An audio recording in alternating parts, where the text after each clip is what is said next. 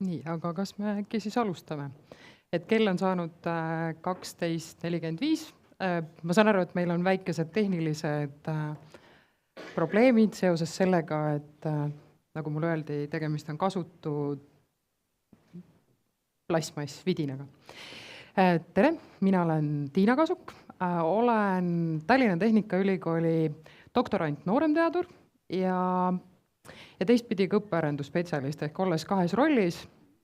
Täna jagan teiega siis oma kogemust ja ühtepidi siis olen ma nii-öelda IT-teaduskonnast ja teistpidi siis inseneri teaduskonnast. Ja minu töötoa või selle töötoa teema, kus te olete hetkel tulnud, on tehisintellekt õpetaja tööriistana, nutikas hindamine ja tagasiside. Aga nagu töötoale kohane, tuleb see töötuba täpselt selline, nagu teiega koos me seda teeme. Ehk ühtepidi on töötoa eesmärk anda praktilisi teadmisi ja tutvustada siis AI tööriista, ehk me räägime sellisest taustast, mõtleme koos, räägime sinna teoreetilisest taustast või tuletame meelde teoreetilised alusid, mida ma usun, et te kõik teate.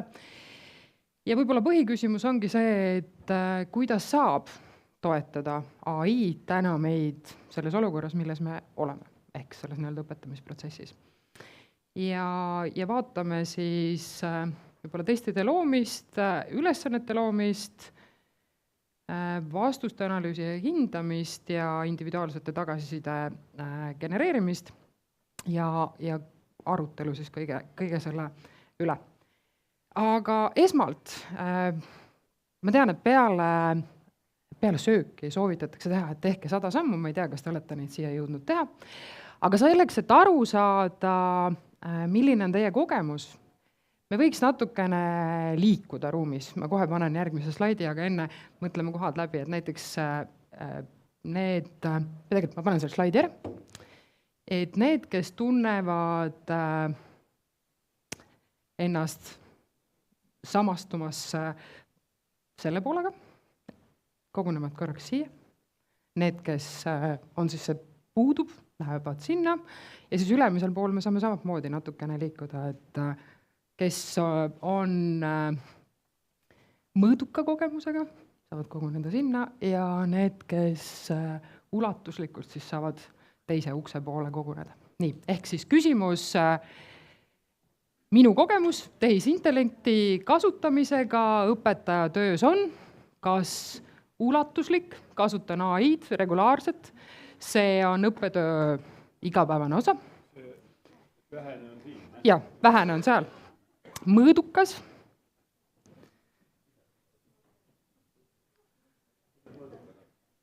Mõõdukas on seal. Mõõdukas on siinpool, jah, vaatasin valet ekraani, siis tekkis kohe nagu mänguruum. Väga hea, ma saan aru,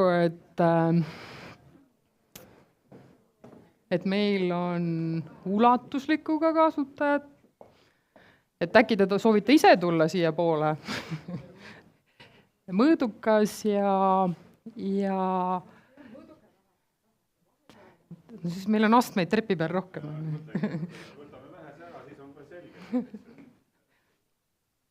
Ja teeme korra ühe sellise liikumise veel. Minu suhtumine tehisintellekti kasutamisse hariduses on pigem entusiastlik. Et kas need, kes on seal üleval nurgas, jäävad entusiastlikuks? Kes siin teises ääres oli huvitatud, aga ettevaatlik? Siin all skeptiline ja neutraalne või ei oska veel seisukohta võtta? Väga hea. Ehk võite vaadata, et järelikult on paljud nendega, kellega siis oma kogemusi jagada. Aga ma luban nüüd teid tagasi istekohtadele. Et selline, kui esimene osa oligi meil hästi võib-olla paigalistumine, siis esimesse poolteist tundi selline väike enda positsioneerimine.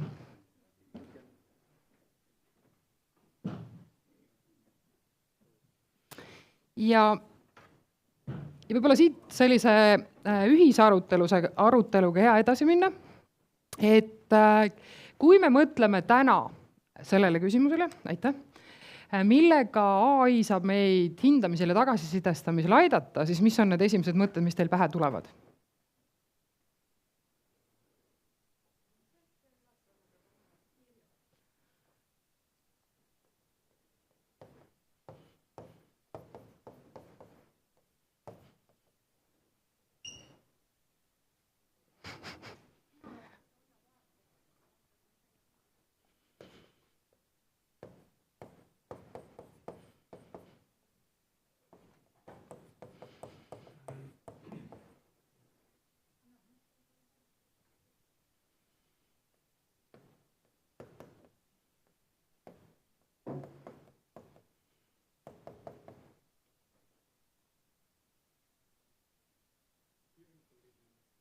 Mis asi? Info leidmine.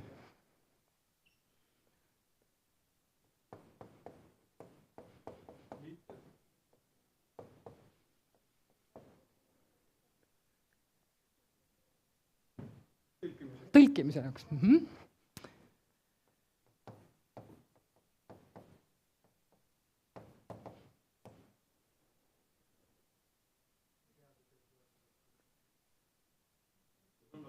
Hindamisel ja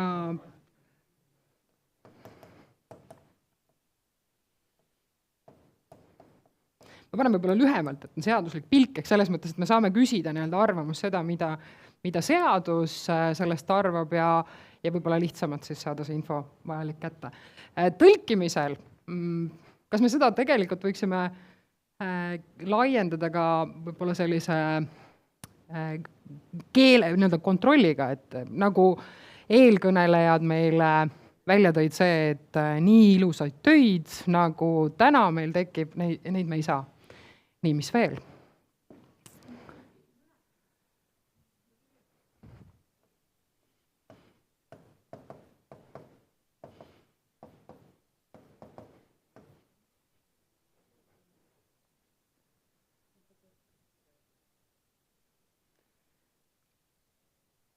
Nii.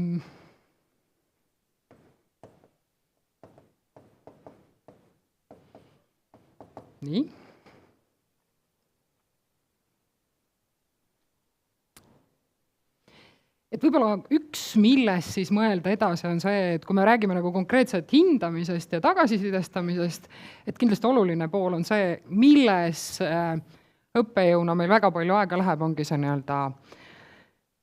ajakulu. Näiteks 80 tudengeid, kuidas anda neile kõigile tagasisidet ja et see ei oleks ainult tagasisidestamine nii, et õppija saadab mulle töö, mis oli tehtud AI poolt ja siis mina õppejõuna näiteks saadan omalt poolt talle kommentaarid vastu AI-ga.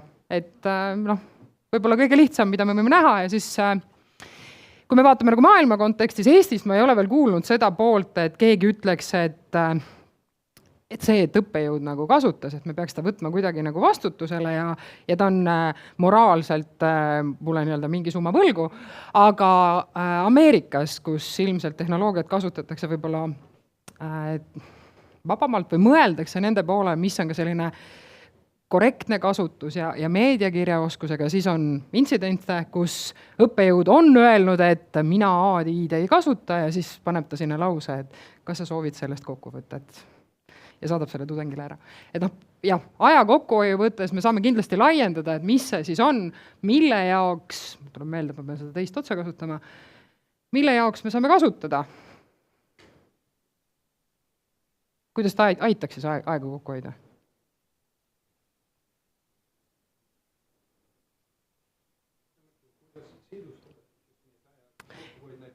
Ja et ühtepidi jah, ta aitab meil juhul, kui ma teen seda teist värvi nüüd vahepeal, et aega sellega, et me ei pea ise nii palju tõlkima, okei. Uued mõtted, võib-olla sõnastamisega on see sama seos, aga kas lisaks nendele, mis siin on meil veel mingeid võimalusi?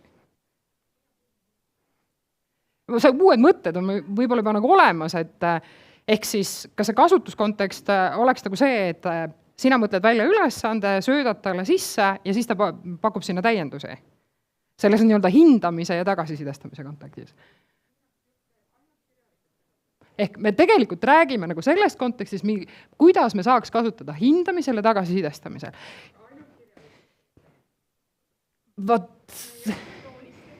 Me võime jõuda joonistele. Et selles mõttes meie ilmselt tavapärane lahendus on see, et me kasutame tekstilises hindamises. Kas siis selle kõige tavalisemas ülesande mõttes, võib-olla hoopis enesetesti mõttes. Ehk me kasutame, meil on mingi hulk materjali ja me genereerime nendest hoopis enesehindamistestid, millega õppija saab kontrollida oma teadmisi.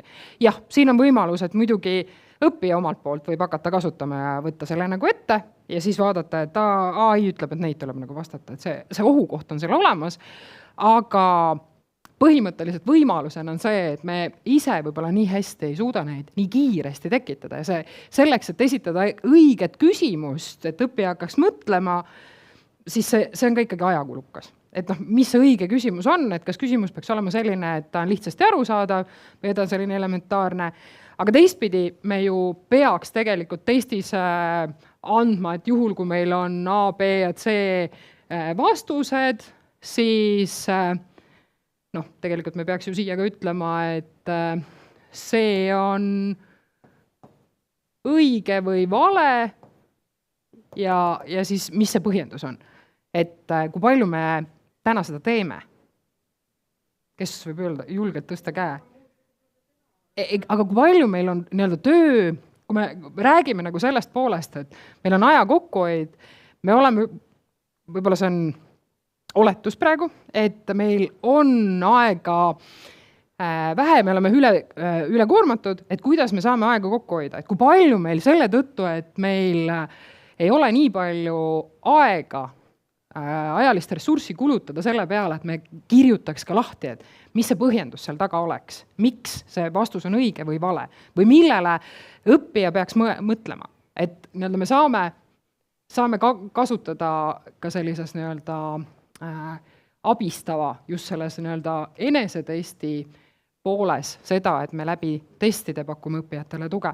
Mida põhimõtteliselt meie Jaanikaga sellel kevadel teadustöö alustes kasutasime küll seda poolt, me tegime nagu võib-olla vähem, et see on see, millele mõelda ja mida nagu rohkem võib-olla järgmisel aastal teha, et sinna juurde kirjutada alati ka see selgitus, miks see vastus on õige või vale või millele veel mõelda. Aga mis puudutab pilte, siis jooniseid, siis nende puhul me saame aru, et meie ühel enne lõunat esinejal oli see mõte, et neid tuleks teha Pythonis. Et me saame mingit ilmselt tagasisidet nendele küsida ja päris hästi tegelikult suudab AI juba ju lugeda selle info välja, mis seal joonise peal on ja vaadata, et kas see vastab kas see on õige vastus või mitte. Millised mõtted veel selles suunas?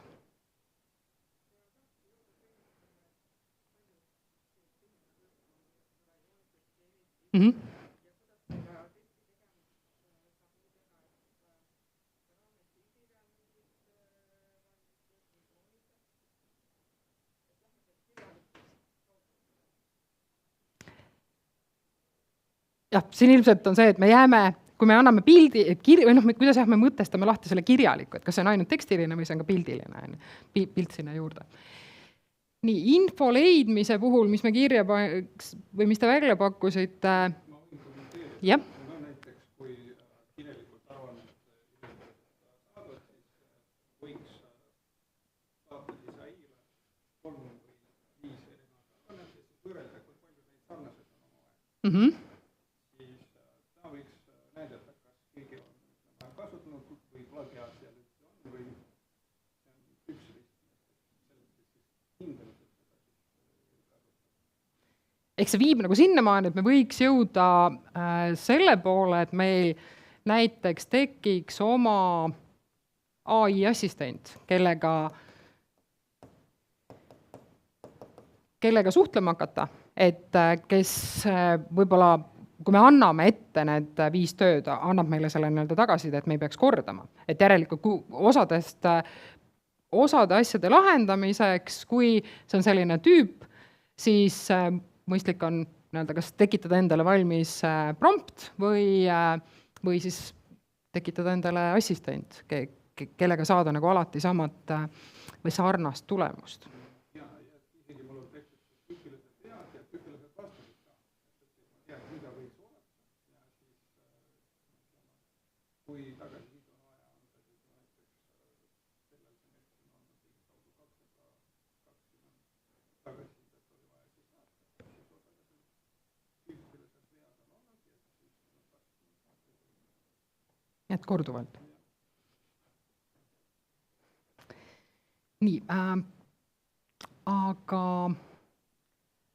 see sisu, ma saan aru, jääb meile nähtavaks salvestusse ja kuskile läheb ta ka siin, aga hetkel liigume edasi. Et kui me mõtleme võib-olla, millele tähelepanu peab pöörama sellises pooles, et kus me saame kasutada, kui me vaatame hindamise sellist teoreetilist poolt, siis me näeme on ju seda, et meil on 2 hindamise tüüpi või hindamise poolt, üks on kokkuvõttev hindamine ja teine on kujundav hindamine, vastavalt siis sellele, mida me nii-öelda eesmärgina soovime, et kas see on see, et anda siis selline eesmärk anda usaldusväärset infot, kas ja kui hästi need õpiväljundid, millest me peame lähtuma, on täidetud, saavutatud või kujundav hindamine siis see, et õppija jõuaks nende nii-öelda tulemusteni. Ja loomulikult siinkohal me peame mõtlema võib-olla selle poolele, et kumbas me saame kui palju AI-d appi võtta ja milliseid osasi me võiks nii-öelda siis selle aja kokkuvõtte info otsimiseks, tõlkimiseks kasutada ära. Ja loomulikult lõpus ka küsimine, see pool, et eristav hindamine ja mitte eristamine, et kindlasti me ei saa AI-d täna rakendada sellel poole, et ta nüüd ütleks lõpuhinde meile välja, et kas see õppija täitis ära selle kriteeriumi või mitte, me saame küsida seda arvamust, aga pärast me peame ikkagi ise olema need, kes võtavad selle vastutuse ja meie nimi läheb selle hinde juurde ja samamoodi mitte eristuv hindamine. Et kas me siis anname selle hinde või me võtame aluseks hindamiskriteeriumid, mida põhimõtteliselt me ju saame samamoodi nii-öelda sisse sööta ja anda selliste raamdokumendina ette ja kõik selleks eesmärgiks, et nii-öelda siis täita see baastase. Ja kindlasti võib-olla eraldi küsimus on see, et kuidas me jõuame sinnamaani, et üks õppija saab 1 või 3 või 5. Ja mitte eristuv siis arvestatud või mitte arvestatud. Nii, aga siit kohast tegelikult me võiks liikuda sellise praktilise poole peale, et kui teil on olemas endal arvuti, siis te võite oma teemal näiteks kaasa lahendada, et kui palju enamus üldjuhul kasutab Moodle'it, kui palju teist teevad või lasevad õppijatel teha eneseteste või kasutavad selliseid valikvastustega teste Moodle'is. Et kuidas need küsimused tavaliselt teil Moodle'isse saavad? Milline on see nii-öelda töövoog? Mõtlete küsimused välja ja kuidas nad Moodle'isse saavad? ükshaaval nii-öelda copy-paste või kleebin ja liimin sisse. Kui paljud teist on kasutanud Moodle'isse küsimuste sisse eksporti? Ei, näiteks tekstifaili põhiselt. Ehk kui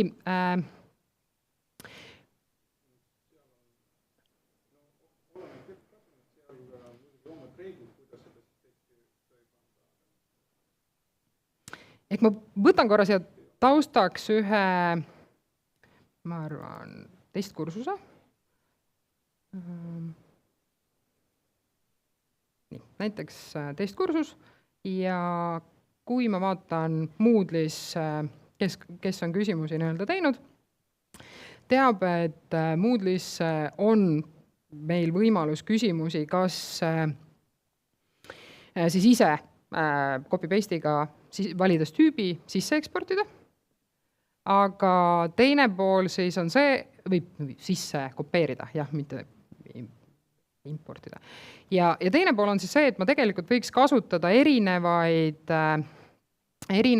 vorminguid, mille abil siis mul on võimalik nii-öelda küsimused eelnevalt valmis genereerida ja need siia üle tuua, et võib-olla tüüpilisemad, mida kasutada selliseks tekstipõhiseks sissetoomiseks, on icon vorming ja gift vorming. Kui nüüd, kes võib-olla on neid käsitsi sisse, ma vaatan Etteli otsa, et Ettel, oled sa neid käsitsi kirjutanud või mitte? Oled, et kui mõnus on teha neid? Jube töötu. Aga ütleme selles pooles, et enda nagu elu lihtsustada, me saame võtta oma ülesande ja võtan võib-olla selle sama, et mis me peame nii-öelda aluseks, ehk korraks ma vaatan, kas ma leian endalt ühe iconi näite, täitsa olemas, lihtsalt ühed suvalised küsimused, mida ma nii-öelda näidisena olen teinud, aga et paremini illustreerida, siis nii. Põhimõtteliselt käsitsi kirjutada on täiesti võimalik, meeles tuleb pidada seda, et ainult üks õige vastus ja küsimused tuleks anda suurte tähtedega, punkt ja answer inglise keeles A. Aga iseenesest tundub nagu lihtne, aga eksimisvõimalusi on väga palju. Ja kui seda käsitsi nagu teha, ta võtab ka nagu ikkagi aega, lisaks sellele, et ma olen nii-öelda küsimused kõigepealt pean välja mõtlema ja loomulikult on siin ka nii-öelda see tagasisidestamise pool. Aga teistpidi siis kasutades näiteks AI abi, ma saan ta käest küsida, et mis asi on icon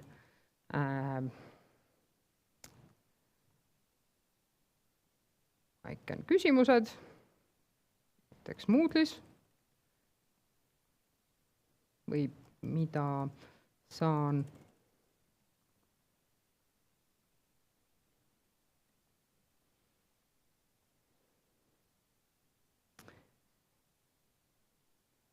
ja siis ta annab mulle ühtepidi selle nii-öelda selgituse, et kuidas ma võiks seda teha. Ja kui nüüd mul on olemas materjal, mille baasil teha, või teistpidi, meil on mingi väga hea video, mille baasil me tegelikult tahaksime teha, siis otseselt videost ma seda nagu teha ei saaks, küll aga üldjuhul kõikide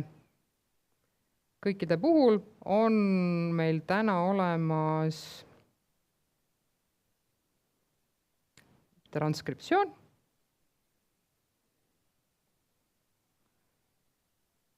Ja oleks pidanud lühema video võtma.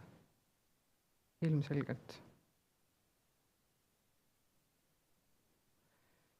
Siis ma saan nii-öelda ette anda, et mul on nii-öelda olemasolev transkriptsioon ja oleks näiteks vaja luua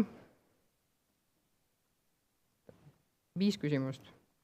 Sama hästi me võiks tegelikult järgmise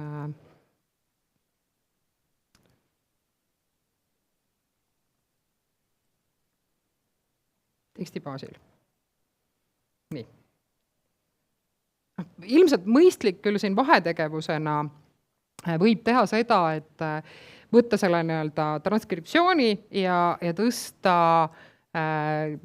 või lasta tal esmalt sellest tekitada normaalne tekst ja siis selle baasilt tekitada küsimusi, aga nüüd põhimõtteliselt oleme me saanud küsimused ja mida siis me põhimõtteliselt võiks saada Moodle'isse viia. Et ainuke, mida me peame nagu ise ilmselt tegema, kuigi me saame, ma usun ka lasta tal, mida ma ei ole teinud, ma hakkan praegu mõtlema, et loo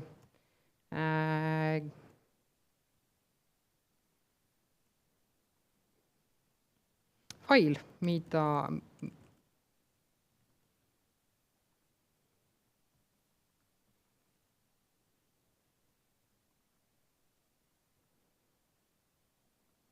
saaksin Moodle'isse importida. Tavaliselt selle poole ma olen ikkagi teinud käsitsi. Sest vahest, vaatame, kas täna õnnestub. Tundub, et õnnestus. Mul on olemas txt fail. Võtame ta korra siit lahti. Näeb välja täpselt seesama, mis ma enne ise kopeerisin.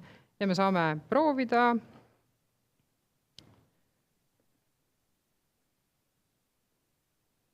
valides iconi vormingu, valides selle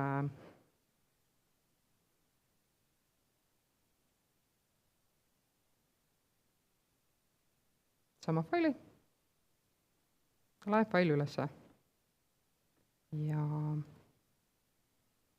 ütleb, et seal failis oli 5 küsimust ja kui ma jätkan, siis need küsimused, kui ma aja järgi vaatan, siis ma näen, et nad tegelikult toodi siia. Meil on täna 6. juuni. Oleks võinud enne valmis teha kategooria, siis oleks kindlasti lihtsam neid siit tuvastada ja näidata. Aga mis ma jätsin tegemata? Võib-olla on küsimus see praeguses töövoos. Ja, see on ingliskeelne, aga põhimõtteliselt sama moodi see toimub ka eestikeelse teksti puhul. Aga mida ma peaks tegema? Enne selle liigutuse tegemist, et ma impordin nad Moodle'isse. Just, kontrollin, kas olid õiged vastused, kas see on üldse teemakohane, et neid küsimusi teha, et selle etapi ma jätsin hetkel vahele. Et põhimõtteliselt ma saan oma tööd niimoodi lihtsustada ja ma saan tegelikult siis toetada õppijat selle poolega. Mida meie kevadel tegime, oli see, et me kasutades küsimusi, et toetada õppijat, me genereerisime hulga küsimusi erinevate videode baasil. Esimese sammuna oligi see, et oli see videotranskriptsiooni baasil normaalse teksti tegemine, mille ma läbi lugesin ja selle baasil siis ma tekitasin küsimused. Ja et näha, kes kus mida vastama hakkab, siis tegelikult me ei kasutanud mitte Moodle'i küsimusi, vaid me genereerisime neist A5P paketid. Ja seal võib-olla seda käsitööd oli natukene rohkem. Kui me vaatame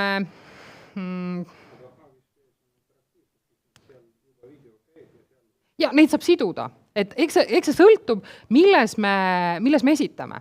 Et kuna lähtuvalt sellele, et minu doktoritöö teema on kaugosalusrobotite kasutamine, ja siis me nii-öelda kombineerisime roboti ekraanile neid H5P pakette, nii et õppija saaks vastata.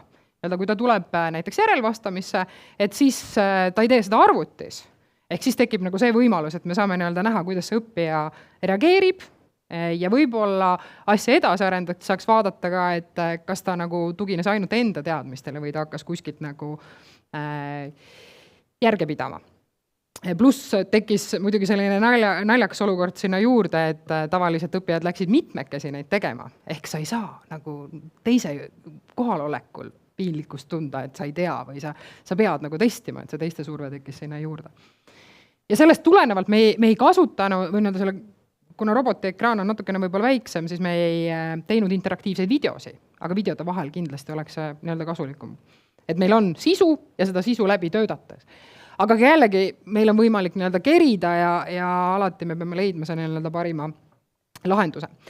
Nii, aga tulles tagasi Aikeni näite juurde, siis nagu siin selgitusest juba ma rääkisin, on Aikeni puhul võimalik mul üks vastus, aga mis siis, kui ma tahan midagi enamat?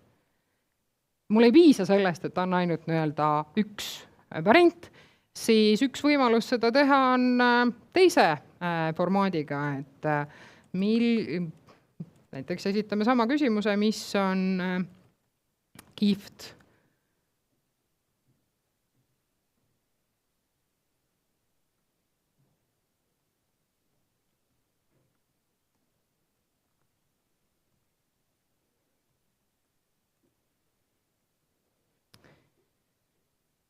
Ja siis me näeme tegelikult selle, mis on olulisem, on meie jaoks on see, et tegelikult neid küsimuste tüüpe on oluliselt rohkem ja meil on võimalik genereerida küsimusi, mis siis vastavad juba laiematele võimalustele. Ehk me saame tekitada näiteks seda, et on mitu õiget vastust ja võib-olla osad on sellised õige-vale vastused ja me saame öelda, et selle näiteks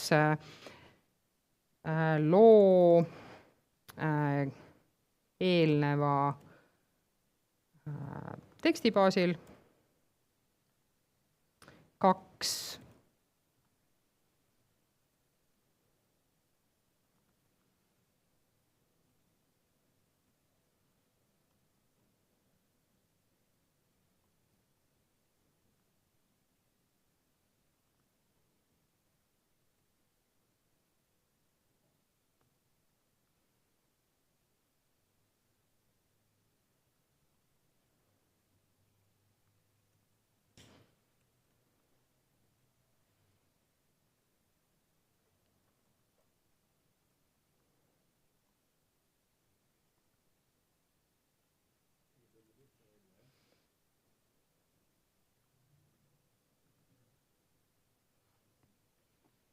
huvitav, kes?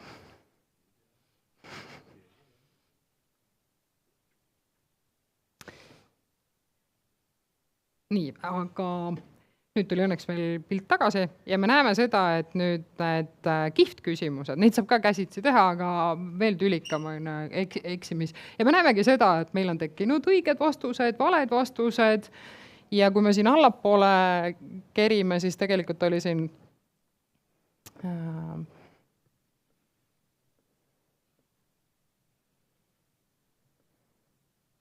nii-öelda ka näide juba olemasolevatest õige ja vale vastustest samamoodi, et siit ma peaks, kas nad ise siis käsitsi kokku korjama või samamoodi võin öelda, et tekita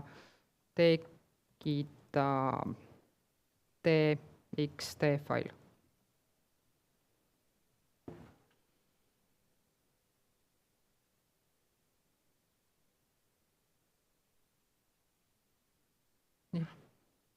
Ja siis mul on olemas juba nii-öelda fail, mida me saaksime kasutada. Ja ilmselt, ma praegu seda võib-olla läbi tegema ei hakka. et jällegi peaks üle kontrollima ja siis lahendama. Ehk enne, kui oleks võinud pildi teha ka põhimõtetest, mida te enne välja tõite, see on ajakulu selliste ülesannete tekitamisel, kui meil on endal teada mingi stiil, siis põhimõtteliselt ülesannete genereerimisel on meil võimalik ära kirjeldada näiteks see, et kirjuta, mul on vaja paneme kodutöö kirjeldust.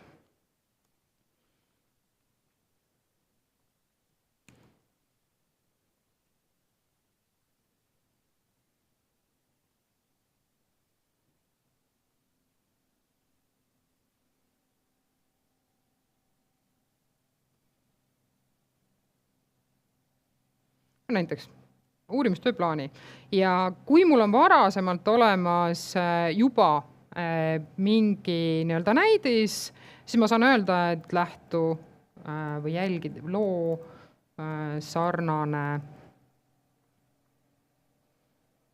struktuur nagu üles loetud failil. Nii, ja siis mul ei olegi midagi muud vaja teha, kui leida talle näidisfail.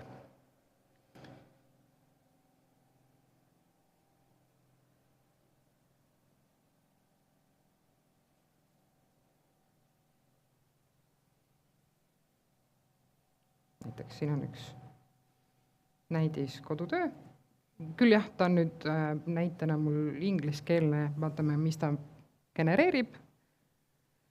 Ja kuna ülesanne näidisena oli mul ingliskeelne, siis ta pakub omalt poolt välja mulle lahenduse, mis on samuti siis ingliskeelne, mille puhul siis mina peaksin hakkama talle üle kontrollima, et kas need asjad, mis siin välja toodud on, et kas need on vajalikud ja ma saan talle tegelikult juurde öelda, et arvesta nüüd neid ja neid asju võib-olla ka või ise siis teen selle viimase muudatuse, kui ma olen selle teksti siit välja võtnud ja kopeerin ta siis Moodle'isse enne üleslaadimist, vaatan, et mis asjad need on, mida ma peaksin jälgima või mida mitte.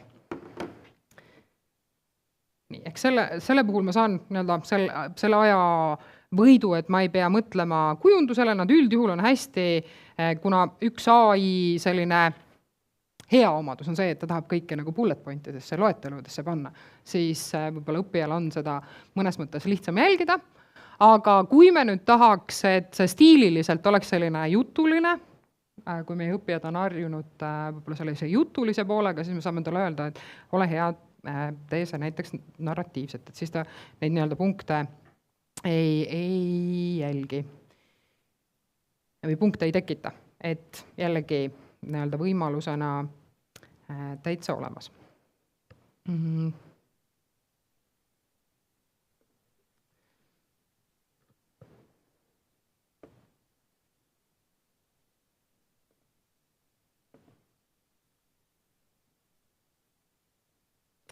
Ja teistpidi, kui me liigume nagu hindamise poolest edasi, siis on võib-olla see küsimus, et kui me nüüd võtame AI endale abiliseks selleks, et koostada tagasisidet, siis kindlasti tekib nagu see pool, et mille kohta me saame tagasisidet anda. Kui me toetame Hattie ja Timberly uurimusele, siis üldjuhul me peaks saama anda tagasisidet või anname tagasisidet sellest, kuidas tööprotsess oli tehtud, kuidas tegemist on õppija eneseregulatsiooni, võib-olla isiku kohta ja ülesande kohta. Ja siit võib nagu tekkida see küsimus, et mis siis on need asjad, millele me peaks rohkem tähelepanu pöörama, on see, et mida õppija omaks võtab, et ta võtab omaks üldjuhul see, et kui me anname talle tagasisidet tööprotsessi ja võib-olla sellise eneseregulatsiooni kohta, aga võib-olla selle kohta, kui me räägime talle, mis ta isikuna peab tegema paremini ja mis ülesandes ta peaks muutma, et see ei pruugi olla nii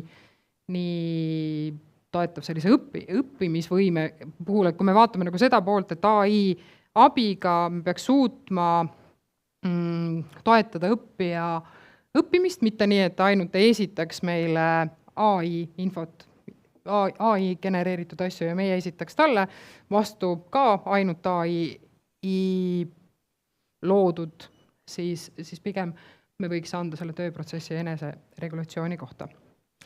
Aga nüüd jällegi võib-olla see küsimus, et mitte, et see ainult monoloogiks jääks, siis mida me peaksime arvestama AI kasutamisel, hindamisel ja tagasisidel.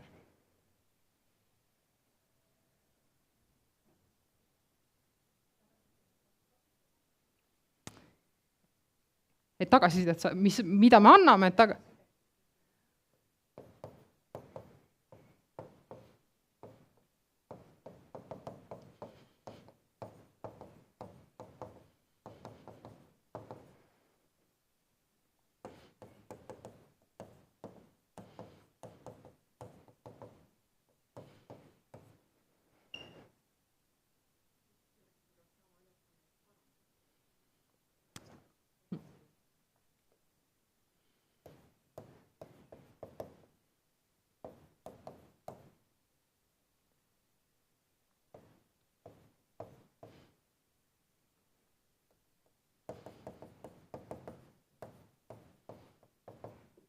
Eks see ühtepidi on siis selline, et me oleme õppeprotsessis kavandanud, et ta peab tekitama selle nii-öelda uuema versiooni.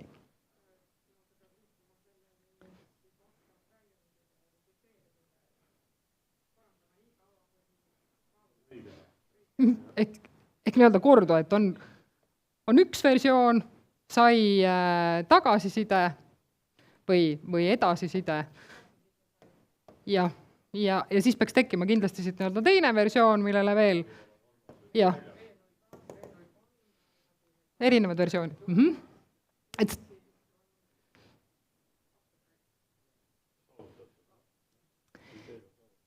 Ehk siis see on selle nii-öelda õppeprotsessi pool. Et meil on korduvused nii kaua, kuni saavutatud tulemus on käes.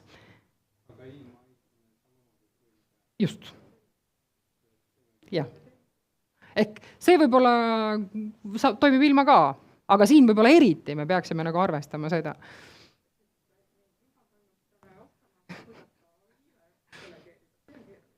No, pigem ongi ilmselt selle poole me saame, nii et aitaks meil valmis teha, nagu enne välja toodi see 50% koodi, et 50% tagasisidet ja siis ma vaatan üle, et kui meil on mingi osa kas meil on nüüd hindamis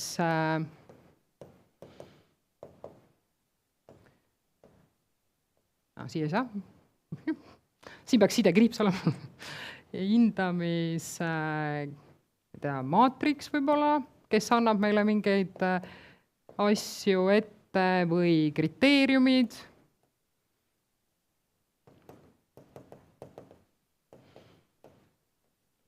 Et me saame nagu anda ette või siis need samad, mis enne juba välja toodi, need korduma kippuvad küsimused või tüüpvead. Nii, aga kui nüüd AI seal on, mis see mängu muudab?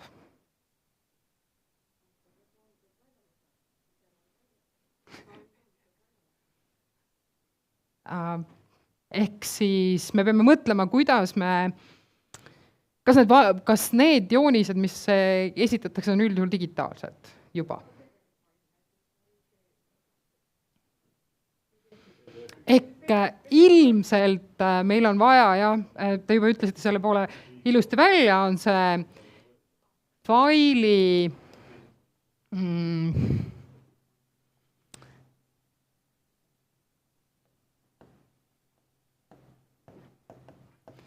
formaat, mida ta loeb, et kas see on siis see PDF PDF, on see mingi pildifail?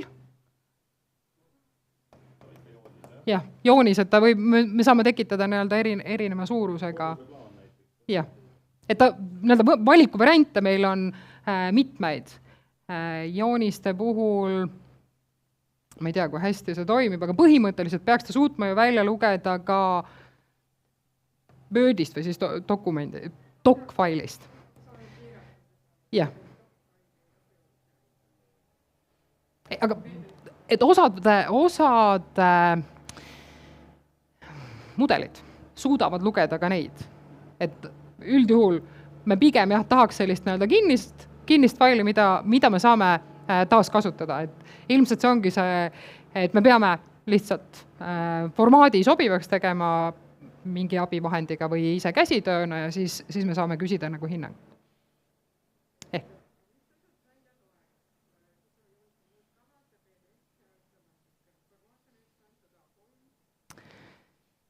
Aga see on võib-olla teist ülesanne, et kas meil on olemas nagu hetkel kohe võtta üks joonis, millega vaadata, kuidas ta hakkab tagasisidet andma. Et ma joonistega ei ole ise nii-öelda päris selliste mõõtkava joonistega kokku puutunud. Ja et me võime natuke aega võib-olla selleks võtta, et me jõudsime sinnamaani, et see tagasiside peaks olema see, mis vastab siis edasisidestamise põhimõtetele, ehk ta annab mõtteid, kuidas oma tööd paremaks teha. Meil võiks olla nii-öelda see protsess, õpiprotsessis, kus õppija peab tegema läbi mitu tsüklit, enne kui ta jõuab lõpptulemuseni, mis kindlasti on oluline, on see failiformaat, et AI loeks sellest välja, kas ta siis on PDF, pilt või võib-olla mingi tekstidokument, mille sisse on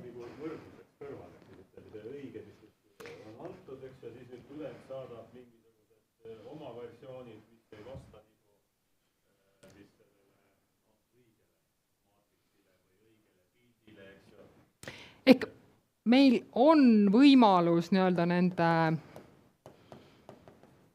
referentside jaoks, ehk sarnaselt, et see on ilmselt see pool, mida peaks testima, et kui me anname õige asja ette, et kui hästi ta tagasisidet annab. Et kuna nendes mõlemates ainetes, kus mina olen AI võib-olla nüüd rohkem kasutanud, seal mul jooniseid selles nii-öelda projekteerimise mõttes nad ei tee, et selle tõttu ma ei oska nagu vastata, aga samas oleks huvitav teada, arvestades seda, et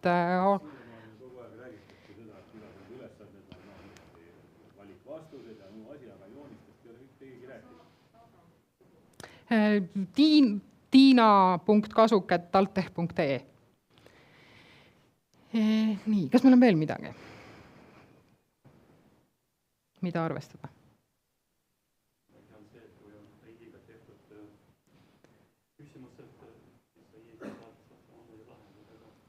Ja kui on liiga lihtne ülesanne, äkki on võib-olla see, et ta ise oskab lahendada.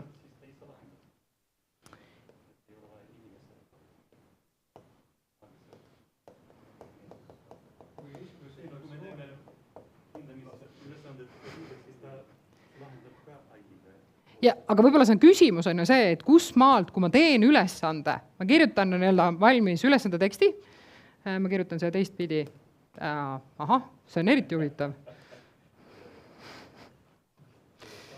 Ja ma tahtsin peenemat joont, aga ülesande tekst, nii, see ajas mõtte natukene segamini, aga see näide, mida mõnes mõttes ma natukene nii-öelda aluseks võtsin, on see, et selleks, et see ülesanne tekiks, sisendi annan mina õppejõuna, mitte arvuti. Et mis on see, et praegu see näite, mis ma tegin, seal oli ta suhteliselt üldine, küll aga pigem võiks kasutada selleks, et tuleks sinna see lisaväärtus, nagu te ise välja enne tõite, millele mõelda, mis on need täiendavad aspektid, et võib-olla kui me võtame aluseks mingi olemasoleva töö, et mis ma jätsin välja, mis on need asjad, mis võiks seal olla. Et mul on ülesande nii-öelda mustand ja AI tuleb mul aitab seda nagu vormistada. Et ma olen varasemalt, ma korraks vaatan, ma tean, et osad siit majast on võtnud minu ühte ainet, mille puhul mul on olnud üks kirjeldus ja sellel kevadel mulle tundus, et seal on alati mingi konks, mis jääb lahendamata ja siis ma nii-öelda parandasin seda ülesande või mitme ülesande kirjeldust läbi selle, et aitaks paremat struktuuri teha, mis on seal nii-öelda puudu. Ehk mustand, mulle tuleb nii-öelda uus pakkumine, mina vaatan, otsustan, kas ma võtan selle kasutusse, millised muudatused ma teen. Nii, ja lõpuks siis, kui ma nüüd olen AI-lt saanud selle tagasi, siis ma võin saata ühel hetkel selle ülesande, mis on saanud kokku, siis alles üliõpilastele ja nemad hakkavad seda lahendama. Jah.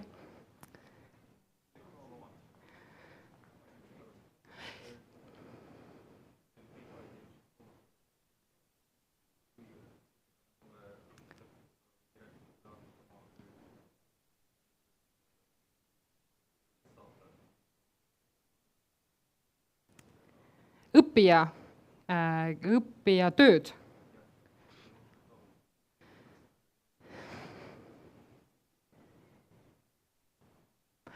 Et ma tean, et ühtepidi see puudutab nagu seda poolt, et jällegi võib-olla, et mitte AI-d siin ees mängida, kes alati vastab küsimustele ja pakub lahenduse. Aga see võib-olla oletus on see, et ühtepidi vaadates GDPR-i poole, ehk see, kuhu salvestatakse, et mis on see kohad, kuhu me saame info panna, aga teistpidi intellekt IO võib vist nii lühendina kirjutada. Et ma ei tea, mis on nagu hea lahendus. Jaanika pakub lahenduse.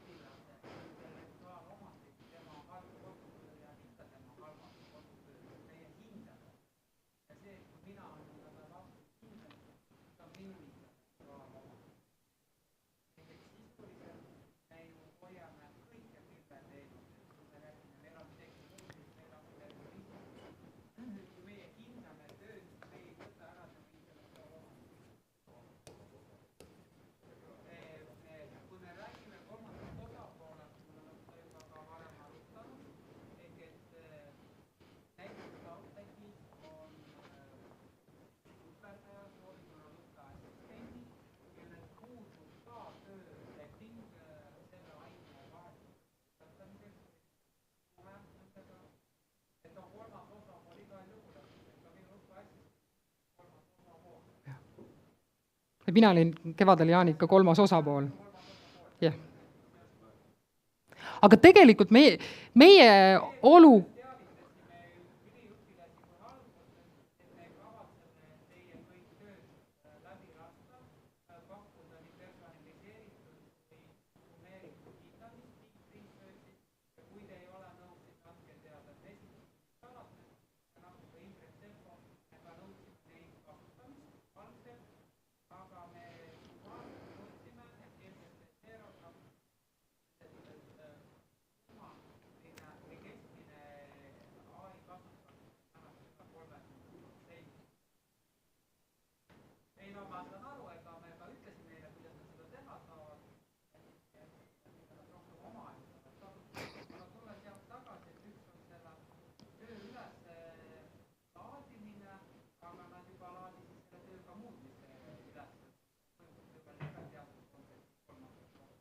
Ehk ilmselt tuleb siia see kolmetäheline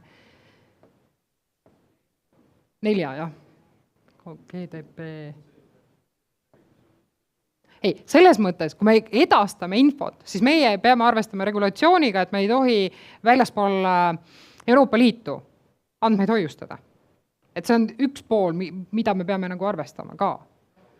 Aga teine pool on võib-olla sellest asjast ka see, et kui me, olles õppejõud, siis kellele kuulub minu loodud materjal, kellel on varalised õigused, millised on omandiõigused.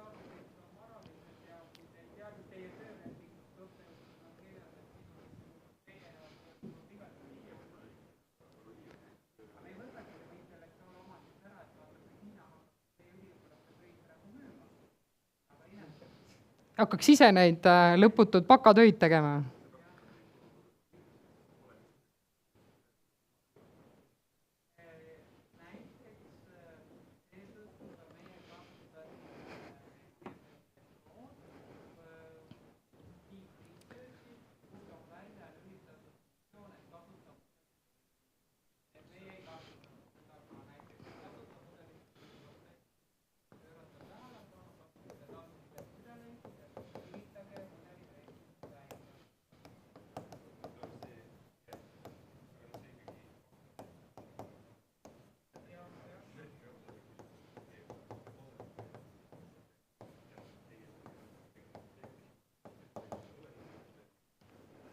Ehk eraldi küsimus on see, et kus me laseme materjali kasutada.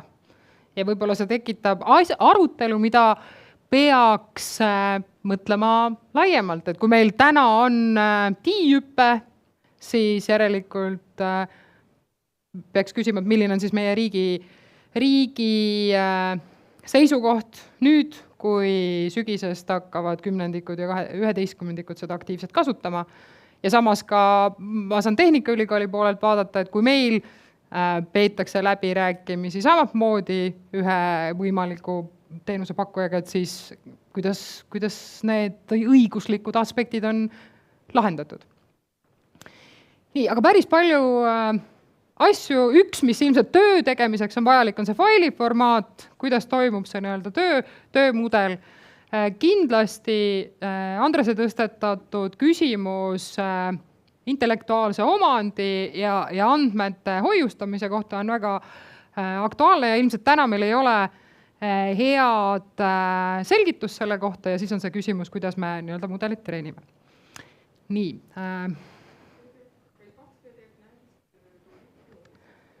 Nii.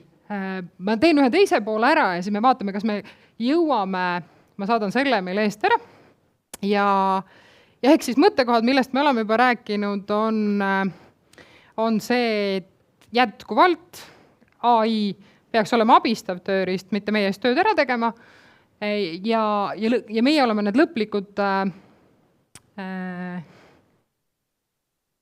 lõplikud otsustajad ja meil on see pedagoogiline vastutus, et meie oleme need, kes õppeprotsessi läbi viime. Ja AI aitab ja meie oleme need, kes protsessi juhib, et meilt tuleb sisend, tema toetab ja me jõuame tulemuseni. Edasi mul paar näidet sellest, mis täna toimub või tegelikult see toimus ajaliselt, ma mõtlen, päringu tulemused on eelmisest nädalast, et siin ei ole nüüd seda viimast Geminit sees, aga näiteks näidisülesanne, palun kirjeldada, see on siis tagasiside andmisest, et palun kirjeldada tudengil palud kirjeldada tudengil kvaliteetseid uurimismeetodeid, selle asemel kirjeldas tudeng sulle ka kvantitatiivseid, millised tagasiside sa annad tudengi tööle.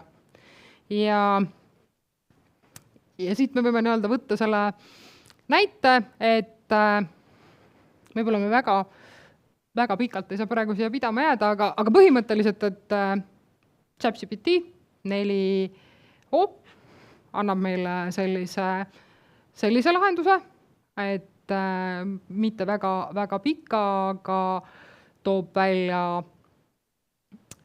omad mõtted.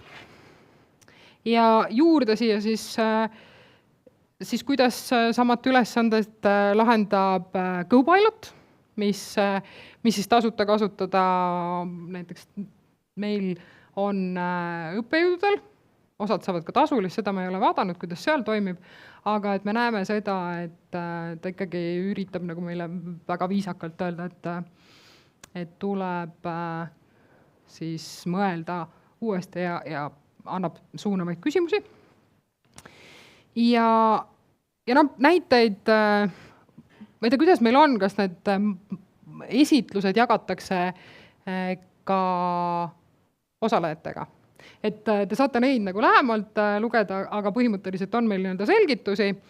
Ja kui minna siit edasi, siis me tegelikult jõuame sinnamaani, meile antakse nii-öelda soovitused ka siin cloudi poolt ja ka huvi pärast, ma ei olnud varem kasutanud, aga vaatasin, kuidas prantslaste Mistral ehk Le Chat toimetab, et millised tulemused on. Ja nagu me näeme seda, et ilmselt kõik vahendid annavad erinevaid ja kui seesama päring täna esitada, näiteks võtame selle sama esimese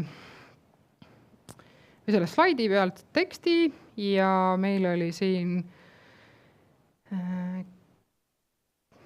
GPT lahti, paneme selle päringu uuesti siia, siis täna me saame sellise tagasiside. Aga mida nüüd arvestada või kuidas siis leida enda jaoks selline tüüpiline või kuidas leida enda jaoks toimiv mudel, et mõnes mõttes on see, et millest algul oli juttu, et võiks olla võib-olla mingi kindel prompt, mida kasutada või assistent, aga üks soovitus, kuidas küsimusi siis AI-le esitada, oleks ka see, et kas see tekst, mis täna sulle siia nii-öelda vastuseks antakse, kas see vastab sinu profiiliga. Ehk kui ma tahan, et ta nii-öelda minule sarnasemalt kirjutaks, siis võib-olla üks võiks olla see, et ma annan talle mingeid tekstinäidiseid, millest ta saab lähtuda, et milliseid nii-öelda sõnu kasutada või millist stiili kasutada, aga samas abiks kindlasti oleks ka see, et ma kirjeldan talle ära, kes ma olen. Et ülesanne on seesama, aga milline on siis minu roll? Läheme siia ette selle ülesanne. Me võime ka ära märkida, et ta saab selle nii-öelda paremini aru, et kus siit midagi muud tuleb, siis mis rollist on või kes mina olen?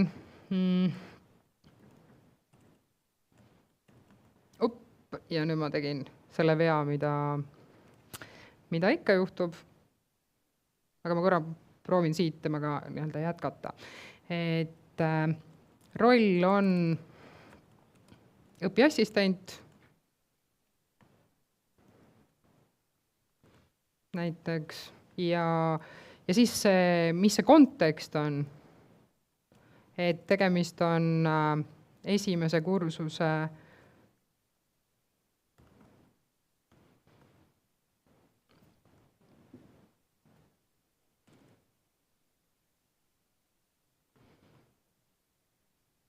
ja võib ka sinna näiteks panna selle eriala turbe.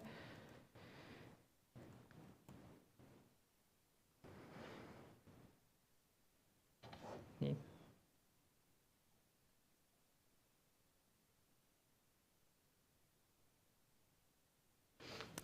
Et siis tekib see küsimus, et ka, või see pool, et selline tagasiside peaks olema nii-öelda rohkem nii-öelda lähtuvalt sellest kontekstist, kellele see tagasiside peab olema ja samamoodi siis lähtub sellest nii-öelda minu positsioonist. Et hea on võib-olla talle anda ette alati see, et milline siis võiks olla see kontekst, kust ma ülesande saan.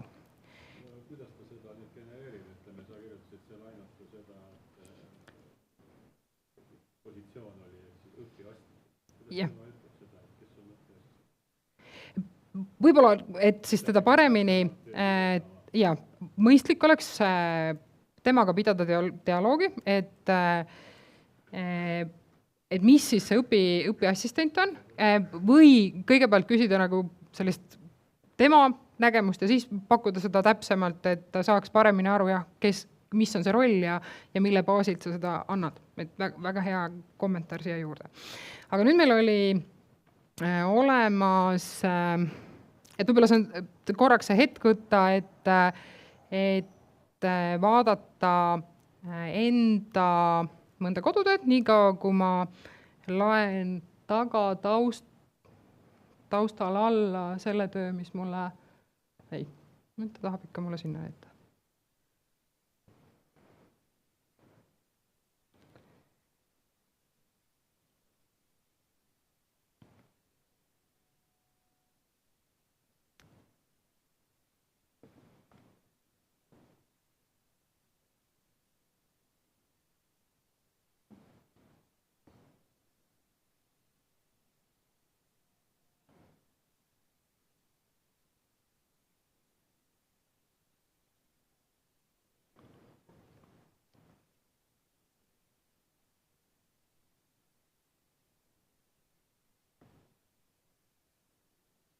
Nii, alustame sellest, et laeme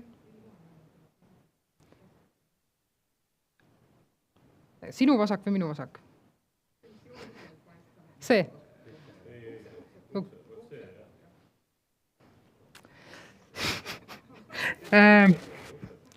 Jaa, aga minu ukse pool on teine. Jah, okei, aitäh. Nii, ja mis on see tavaline asi, mida sa lased tal teha?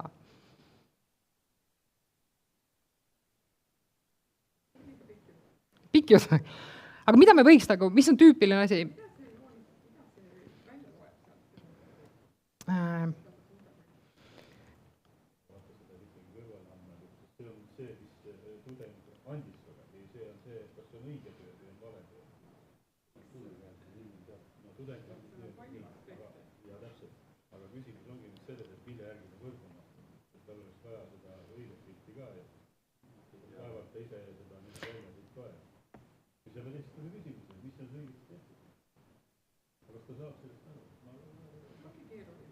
Et noh, mida see, ilmselt on see, et selleks, et tema saaks aidata ekraanil vasaku poole. Nii, et me saame nagu mingit põhiasja, mis siin võiks olla. Et kas joonis, alustame võib-olla sellest, et kas joonis on vormistatud korrektselt. Kas see on üks oluline sinu jaoks? Korrektselt, ma ei tea, mis ta selle peale võib vastata. Korrektselt.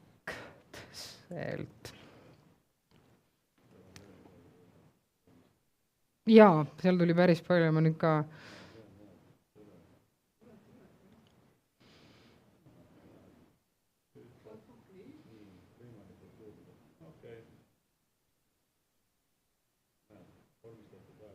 Jah, noh, sellest tõttu mina tegin kirjavea, et kiirustades... Ei. Jah, et võib-olla... Et abiks oleks siin kindlasti see, et kui ma saaks talle anda juurde siia, ma võtan korra ühe teise, võib-olla, et kui ma saaks talle anda näiteks see, et mis on need minu hinnangul, minu kui õppejõu hinnangul need kriteeriumid, mille tõttu ma saan öelda, et see töö on õigesti vormistatud. Enne oli siin näide sellest, et ma tean, mis on tüüpilised vead. Näiteks ma saaks ta käest küsida, et kas siin neid tüüpilisi vigu on tehtud. Jah, et hakata nagu, selleks, et võtta ta appi, siis ma pean nagu läbi mõtlema, mille kohta ma tahan saada seda tagasisidet.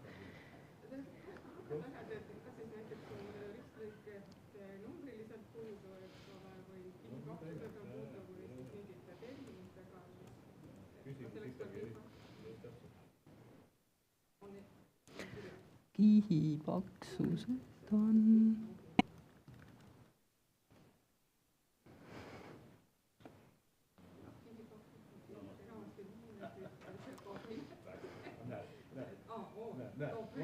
Et päris põhjalikult tõi välja. Et selleks, et me jõuame tegelikult ühe asjana, mida me võib-olla ei kirjutanud enne lahti, ongi see, et selleks, et AI saaks meile aidata ja teeks osa meie tööd ära, me peame suhteliselt, mitte suhteliselt, selged juhised andma. Jah, selged juhised, mida, ja sellepärast ma parandasingi. Jah, aga selle tõttu ma kohe ka nagu parandasin, et sel juhul ta saab mingeid eelkontrolle ära teha. Ja siit see järgmine samm, Jaanika võib mulle öelda, kas assistendid on nüüd järgmises voorus või? Ringis? ei, mitte sina, aga kas töötoana on sul meeles? Teises, et põhimõtteliselt selle peale võiks ju, kui tagasisidestamist tahaks endalt nagu Indrek, jah, välja tõi, on see, et ta suunas kõiki õppijaid küsima AI-lt ja ühtegi küsimust enam ei saanud. Aga me võime ju teha sedamoodi, et kui meil on need baasasjad, meil on olemas AI assistent, kellel on ära kirjeldatud, õppija saab selle töö sinna panna ja ära kontrollida nagu sedapidi. Et lihtsustada neid asju, aga muidugi ma pean enne nagu õppejõuna ise kontrollima, kas ta saab nendest asjadest aru. Et mingi kontroll tuleb nagu ise kindlasti läbi teha. Aga me võime teha, jah, see on praegu 4O, et minu meelest see on see, et see näol 4O on, kas 4O on tasuta vist on ka olemas, aga kui ma tohin, siis me võime teha ju paralleelselt siia juurde sarnase, jah, kas Claude'i või minu mõte oli praegu Copiloti tasuta versioonis, kellest tundub, et on ka nagu mingi uuendus viimasel hetkel ära teinud või tehtud.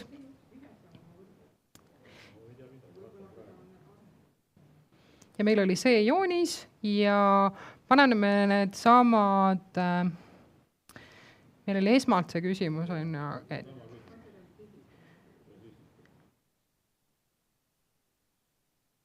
kas joonis on ja ma parandan siin selle vormistatud. Nii, paneme kõigepealt selle.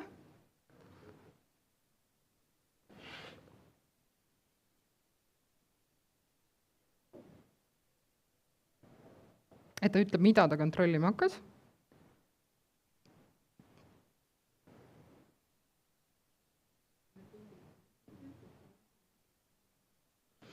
Ja nüüd teispool meil oli teine küsimus aina veel.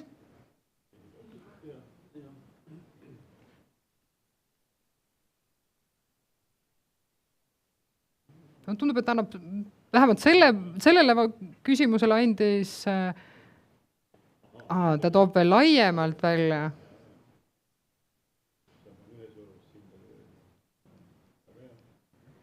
Et ilmselt mingitest asjadest saab aru, aga ma usun, et siin on veel mingid piirid, millest ta väga hästi, jah, et mida täpsemalt sa oskad ise küsida, seda paremini ta sulle hakkab vastama ja enda seda mõtet kindlasti tuleb talle selgeks teha, sest tema võtab nii-öelda laiast maailmast. Kui sul on enda näide olemas, anna see nii-öelda referents ette,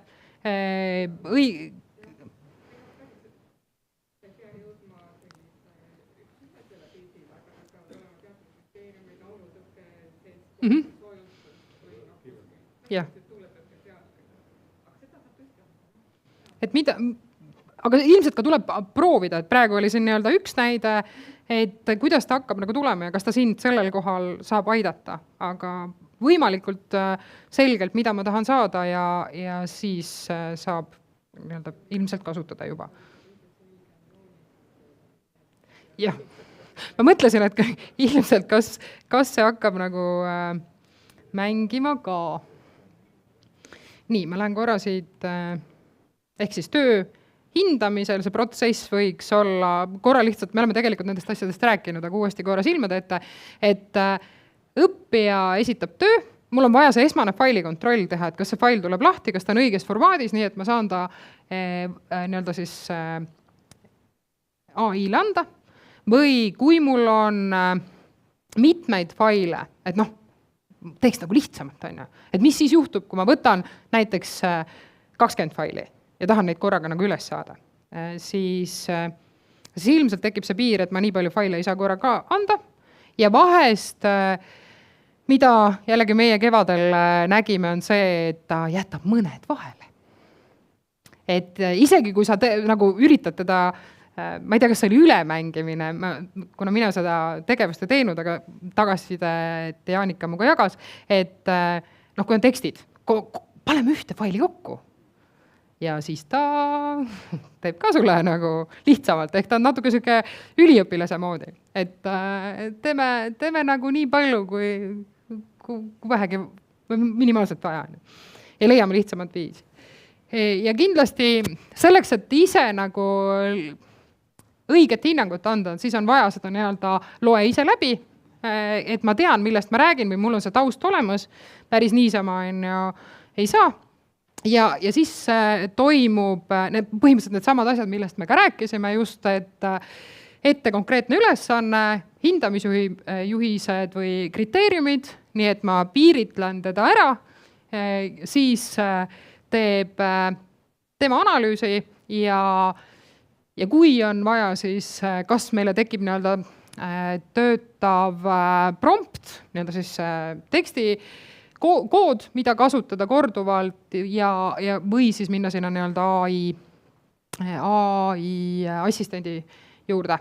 Ja kui nüüd õppijal, enne kui õppijale töö edasiside saata, küll tüüpiline on see tagasiside, ma loen enne läbi, mõtlen, kas see ikka oli see ja vajadusel lasen täiendada või kirjutan ise ja siis loon lõpliku hinnangu ja siis läheb see alles tudengile.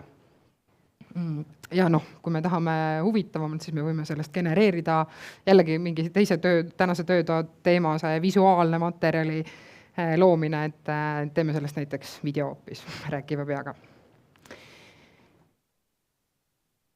Nii, kas on kellelgi täiendavaid mõtteid siia, mida võiks arvestada? Kas jäi midagi siit nagu puudu sellest, kuna ma tean, et paljud olid sellises seal üleval nurgas, et on juba kogenud kasutajad? Mina alustan sellest, et pikalt mõtlen, kuidas teha niimoodi, et oli raske AI-le anda sama ülesanne lahendamiseks. Näiteks vanasti oli võimalik kasutada pildid ja siis joonistada seal mingid skeemid ja lisada sinna mingi infomüra. Selleks, et AI-le oli natukene raskem ka tuvastada, mis seal on, sest inimene suudab seda tuvastada, aga ütleme AI-le.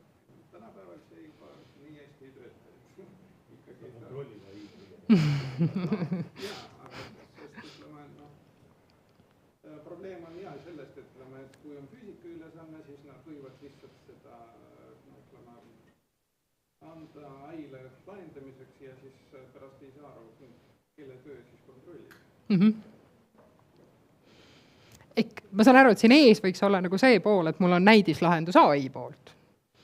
Üks etapp eespool. Veel võiks rääkida AI-prompteringust. Tänapäeval ka päris moodne värk, et siis peaaegu arvatavasti praegu välja arendate mingi osa sellest, et kui teil on siis selline robot ja siis tulevikus rohkem teda kasutatakse, aga kui keegi juba on sooritanud Microsofti eksamit, siis selle süsteemid juba päris tihti on kasutatud, siis igaüks siis istub mingi väike kabiini sees, seal on kaamera, siis kaamera vaatab, kas tema siis käivitab või kasutab mingit lisavahendit või kuhu tema silmad siis vaatavad. Need sellised asjad ka on kasutusel. Nii, aga siis me oleme jõudnud tegelikult, ilmselt see, kuna meil on läinud arutelu siin vahepeal muudes pooles, siis see pool, mis ma mõtlesin, et ühtepidi me võime nagu arutleda nendel teemadel, aga me ei pea selleks võib-olla rühmi moodustama. Ma saan aru, et see osapidi, võib-olla see on reklaam tegelikult Jaanika töötoasse, mis tuleb peale pausi, mis räägib nendest ohtudest ja eetilistest piiridest ja kuidas aru saada. Sest kuigi Jaanika ühes kommentaaris, milles meil rääkisime intellektuaalsest omandist ja eetilistest piiridest, oli arutelu all see küsimus, et me ütlesime, et õppijad esitasid meile töid või meie ideaal oli, et nad võiksid esitada töid alla AI tekstiprotsendi 30. Et kuidas seda nagu kontrollida, et ise me seda ei tuvasta, meil on olemas terve rida, ma tegelikult kasutan võib-olla seda võimalust, et terve rida erinevaid AI tuvastajaid, näiteks ma ei tea, miks ta nii teeb. Või siis teistpidi. Ja tegelikult neid on veel. Aga nende puhul, eks nad tuvastavad nagu selliseid tüüpilisi teksti nagu kirjutamistiile, kui korrektne see on, kui hästi, kui sisukalt on see kirjutatud ja kui palju on kasutatud selliseid tüüpilisi AI sõnu, aga eks nende puhul ongi nagu keeruline aru saada, et ka nemad jäävad hätta, kui meil see keelemudel on kõrgem kui see kõige tavalisem. Et kindlasti see on nagu ikka endiselt väljakutse, et kuigi meil on olemas selliseid vahendeid ja nende baasil meie kasutasime just GPT-0, ikkagi ma arvan, et kui sa natukene nagu ise veel kasutad ka selliseid keelekorrektuure, siis võib juhtuda, et ühel hetkel see protsent, mis ütleb võib-olla seal 34, võib jõuda, et see on inimese kirjutatud, sest seal ei ole neid tüüpilisi sõnu. Nii, aga tegelikult minu soov on võib-olla see, et mis mõtted tekkisid, et me võime teha nendega, kes soovivad. Valige üks küsimus ja kas see oli siis, mis oli uus, mis jäi kõlama või millest alustad juba homme. Kes soovib oma mõtteid selle töötoa lõpetuseks jagada. Et ma saan aru, et siit eest juba tekkis mõte,